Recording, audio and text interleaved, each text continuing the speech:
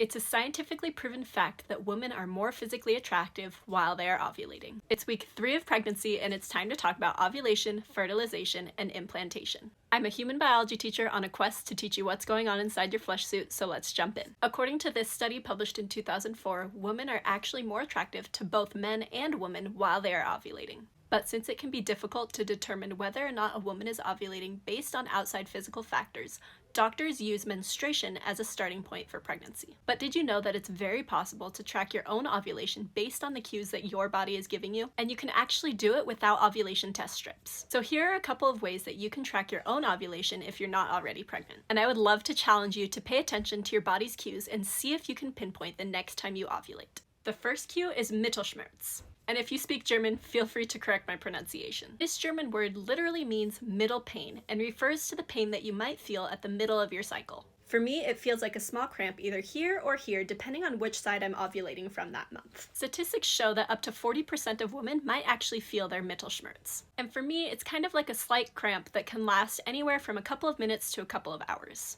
A second cue that a woman is fertile and ovulating would be her cervical mucus. The cervix is the organ that links your uterus to your vagina, and depending on where you are in your cycle, it produces a certain kind of mucus. When you're ovulating, it makes an egg white-like mucus that has 2 jobs. The first job is to make your reproductive tract more hospitable to sperm, and its second job is that it can actually make penetrative sex more enjoyable. Both of these things are going to make it a lot easier for the sperm and egg to come together. A third cue that you can use to figure out whether or not you're fertile is cervical positioning and texture. This one can take a little bit more practice and tracking over your entire cycle. But during ovulation, your cervix becomes higher, softer, and more moist. This week 3 video is getting a little long, so come back for part 2 when we talk about fertilization and implantation.